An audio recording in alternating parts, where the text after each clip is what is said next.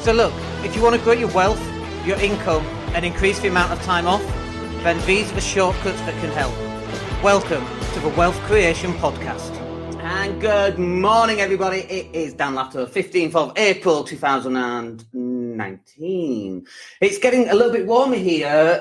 Fabulous weekend just had, but it's definitely getting warmer, and we are probably a week or two away from shorts weather. Cannot wait. I love living in shorts and a t-shirt. I love that. And in summer, you wake up, you walk down to the beach, you walk in the sea. That is your shower on a morning. When you come back, you jump in the pool, get rid of all the salt. Love it. Good morning, Philip. Hope you're well this morning. Thanks for joining. And Monday morning, bright and breezy. Hope you're feeling good for it being a Monday morning. So in this podcast, I want to talk to you about practice makes perfect, but you'll never know unless you practice. Now, one caveat on this, I've got to get down here. Practice doesn't make perfect. Practice makes permanent, right? So if you practice badly, that is going to be your result, right? So like I play a lot of basketball. So if I'm shooting a basketball wrong and I practice, all it means is that the method that I use to shoot the basketball, which is wrong, will be permanently wrong, right? Practice makes permanent. Perfect practice makes perfect. Okay, so it's just one thing. I know everyone says practice makes perfect, and it's total bullshit. Practice makes permanent. Whatever you practice will become permanent, right? If I learn to drive by driving backwards and I practice that every single day, I'm going to get really good at it. And when I get on the road, I'm going to get pulled over by the police, and I'm probably going to get arrested or ticketed or something. And they're going to be like, dude, what are you doing? And I'll go, practice makes perfect. And they'll go, yes, you're very good at it, but you're also breaking a law. I don't think there is a law about driving in reverse all the way down the road. I don't know. But you're doing it wrong, right? So you might be really good at it, but it's still wrong, right? So practice makes perfect. Perfect practice makes perfect, right? So it's just one thing. But this podcast is not necessarily about that. This podcast is about natural ability and about how people squander it, and about how people have a natural talent, but because they're not prepared to work, they rise to the top to some extent, and then they get stuck, and they never rise to the very top. Because after you rise to the top where your natural talent will take you, good morning, Stephen, where you rise to the top where your natural talent will take you, there are people above that are then working very hard. So like the best, like I'm going to use a lot of basketball analogies in this because this was my game. And I know at 5'7", I should have been like a jockey or something. Do you know what I mean? I get that. But I can't tell you the number of times it used to really annoy me. We talk about natural talent, and, you know, you'd be out playing at the outdoor basketball court every day and shooting hoops and practicing. And you get to a decent level, and then you play a game against someone who's like 6'11" and he's shit, right? And he plays at this high level because of his natural ability, because he's naturally 6'11". I played against a guy 7'2" once, and he was beyond shit. But you get on court because he's 7'2". It's a tall man's game, right? So, and I use the word man as being interchangeable between man and woman for all those people who think it's sexist, because I can't be bothered with it anymore. So it's a tall person's game, right? It's a tall man's game. But it gets there, but then it doesn't get any further because he's shit, right? Whereas actually, if he'd have practiced on the basketball court all day, every day, he would have gone professional. It could have gone NBA. Not all tall people go NBA, obviously. There's a lot of tall people who play and don't make it. Go look at college, for example. But it definitely could have gone professional in Europe, or he could have gone professional in the UK, but it didn't. He was just tall. He was just big. Just had big elbows that smacked you in the face and knocked your teeth out, speaking from experience. So, because I'm just about that height. Elbow height. It's not great. But it used to really annoy me. You get these, like, a really good example is a guy called Martin Henlon. He did play professional, and he was like 6'11", but he was shit. And he was just big. And yeah, he could shoot a little bit, and he knew how to post up, and he could dribble a little bit, and he could get rebounds. But he was just 6'11", and he was shit. It used to really annoy me, and it still does. But if you've got this natural talent, let's say you've got a natural talent for sales, right? And you go, I ain't going on any sales training courses. I'm already brilliant. You will rise to some extent, and then you get stuck. This is for the people who go, I already know it all, right? Like I'm looking at some property courses now, and I'm like, Do I want to go on property courses? Probably not, but should I? Probably should. Do you get rusty? Yeah. Do new techniques come out that you don't know about? Yeah. You've got to keep learning, got to keep going. Your natural ability will only take you so far. The experiences of all the stuff you've done in the last 20 years will only take you so far. We're now looking at, are we going to buy property in the UK? Are we buying property here in Spain? We can get 40 grand units that pay €400 a month. And I'm like, we can pay cash for those. We can probably buy a couple of those a year and pay cash for them, right? Or put a 20% deposit down, and with tax and all the rest of it and fees, we're probably talking about 14.5 grand in euros, maybe 13,000 euros putting down. And I'm like, wow, we could buy a lot of those units every year. So we're looking at that. But then I've got experience for the last 20 years in property, but I've not got any experience in the property market in Spain. So what are we going to do about all that, And so I could go, well, I'm an expert because I've been in it for 20 years, but times change, life changes, your abilities change, what's out there, the opportunities change, and you've got to adapt with it. And unless you're going to practice and have perfect practice, you're never actually going to know what the very top of your potential actually is. Now, I used to go to basketball camp when I was 15. It was really cool, really good, 200 kids all playing basketball for 5 days. It was brilliant. We got to meet some professional players, which was really cool. Some coaches came over from America, from Tennessee, and that kind of thing. That was really cool as well. But there's a saying that stands out, and let me give it to you. It's called good, better, best. Never let it rest until your good is better and until your better is best. Let me say it again. Good, better, best. That's what it's called. Never let it rest until your good is better, until your better is best. And most people, they get from good to better than good, and then they go, look at me, aren't I cool? And then they stop. And that is only going to take you so far in life, right? There's a next bit where you've got to turn your better into the very best that you can do. There's always a story that I remember. Do you remember Michael Crawford? He was in Some Mothers Do Have Them. And I'm not going to do the impression. But do you remember Michael Crawford in Some Mothers Do Have Them? He practiced his comedy. I think it was Blackpool, and he had one of those leads with, a dog lead where it's got a stick and then a round collar. And you just walk around with a stick and a round collar and you pretend that there's a dog on the end of it. And he would walk round up and down the promenade in Blackpool. I'm pretty sure it was Blackpool. And he would be practicing his comedy with the dog that doesn't exist. Just a dog lead with a stick. So it looks like there's a dog on the end of his lead. And I just remember that. And it stuck with me. I learned that when I was 11 or 12. And it just stuck with me for a long, long time. 35 years so far.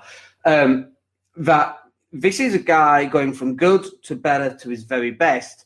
And then he got into Some Others Do Have Them. He was Phantom of the Opera for a little bit. He was Greatest Showman. Do you remember that one? He was on stage as Greatest Showman. Sucker born every minute. He was in Condor Man. Do you remember Condor Man? Went to the US. It was a dreadful, dreadful film. But that's a great example of someone practicing from good to better to best. And what about you? Where are you on this scale? Where are you practicing from good to better to best? If you're in sales right now, what sales audio are you listening to? What books are you reading? What sales courses are you attending? What YouTube videos are you watching? I want to give you another example. Steph Curry. Steph Curry plays for the Golden State Warriors, right? He's probably one of the best players to ever play the game. He's certainly top 3 right now. In US basketball, probably was top 1 maybe a couple of years back. And he's 6'1", 6'2", so he's an outside shooter. So he shoots the shot and he turns back and starts running back before it's even gone in, and he does his little wiggle, and whenever he shoots, it goes in, basically. He just does some of the most amazing shots ever. And I was thinking about Steph, and I was thinking about my own game and my own ability to shoot the basketball and my own inconsistencies when I used to play. So I'd turn up for a game and I'd either have a great game or I'd have a terrible game. And when I had a great game, everything would go. I scored 48 points in 3 quarters, 11 threes, one just over the halfway line. We've got the ball, and Guy looks at me, he's like, no. And I'm like, yeah, swish. Just one of those games where you're unconscious and everything goes right. And then the next game, can't hit a bloody thing, right? And it's these inconsistencies. And these inconsistencies come from a lack of practice. And I knew that at the time, but I was out drinking and going out with the guys and chasing girls and all that kind of stuff. I was 26 to 30 and I was making a lot of money. You know, I went from 15 grand to 100 grand from literally a Ford Fiesta, a little shitty £400 Ford Fiesta to a 42.5 grand Porsche 911 in 4 years flat, right? I didn't have time to focus on basketball. I didn't practice it enough. I was out doing all this stuff. I thought it was bigger than I actually was. I spent lots of money that I shouldn't have spent. I should have put it in. Anyway, so, but the difference between me and Steph was a lot of differences, obviously, because he's an NBA player. But one of the key differences was the level of consistency in practice. Listen to that language again, the phrase. There was a difference in the consistency in the level of practice. And unless you are consistent in the level of practice, you see, the level that you play at in the game will directly equal or directly correlate to the level that you play at in a game. Whenever I played in practice, and I always played better in practice than I did in the game, I don't know why. Inconsistency, nerves, whatever, right? Maybe I was used to practicing with the team, who knows? But I would always go 100%, put 100% into it. Play to the full potential that I could. And then in game, I would also try and do the same. But then when we step into real life, like, you know, let's take podcasting as an example. Now we go live every day. But actually, you know what? If I wanted to get really, really good on podcasting, I would go on training courses. I would podcast 3 times a day. I would go on other people's podcasts. I would get people to come on my podcast. I would travel. I would get on a plane and go on other people's podcasts as well. And even that, you know, even today, and I do podcasts 5 days a week, which is far more than everybody else, right? I'm rising to the top on our podcast. And when we look at our downloads, today, we've done more downloads than last month. It's the 15th of April. We're halfway through the month. Last month was our best month by a long way, right? This month, we're going to double what we've already done last month on podcasts alone, right? So we're rising to the top, bubbling up slowly. If I did 3 podcasts a day and I went on other people's podcasts, we would double that yet again, right? But I'm not doing that, right? So we even have consistencies here. And you could go, well, you know, we've got lots of other things to do. And this is me making excuses for myself because it's true. We've got lots of other things that we could be doing. We could be walking down at the beach. We could be practicing basketball. And this is where you've got to pick your consistency. What do you want to practice?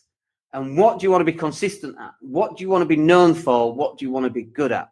Now, I'll tell you, doing the podcast every day definitely raises your awareness in the eyes of other people, and people come through and message you on YouTube, which is really cool, by the way. Out of all our social media, I've not checked it in the last 6 weeks, actually, but 6 weeks ago, for all our social media, 20% of our hits on our website came from YouTube, 20%. And that's because we're putting out a lot of YouTube content, which is really cool. But you've got to pick, what do I want to be known for? What do I want to be good at? Like after this, later on today, I'm off down to a basketball court because I'm saying to myself, I need to do an hour of exercise at least every single day. I put on a lot of weight. Now's the time to start getting rid of that. So that's what we're going to do. So that will help me lose weight, help me get fitter, help me live longer, and it will improve my basketball skills so that when I play again over weekend, my skills are a lot better. But I don't make money on that, but I do it for enjoyment, and I do it for my own well-being and mental health. There's a podcast around that, by the way, about doing what you love. You know, I've given basketball up on a number of occasions, like, I should retire now. And it's crazy. I should never retire. When I'm 60, I should still be shooting hoops. Because you know, every time you get it in and you get that little bit of cortisol, it's cortisol that makes you feel good, that keeps you feeling good. But you got to make a decision as to which one is the most important for you. Is it business? Is it sales? Are you a CEO? In which case, how do you become the best CEO possible ever? How do you become the best salesperson ever? If you're a podcaster, how do you do that? Is that the thing that you need to do to make enough money? And I would suggest actually it probably could well be. If you run a podcast that was getting thousands of downloads every single day, like, that is going to shove your business up, because people are going to come to you, people are going to recognize who you are, what you're about, and when they get you on the phone, you're going to close them and easily sell to them because they already know who you are, right?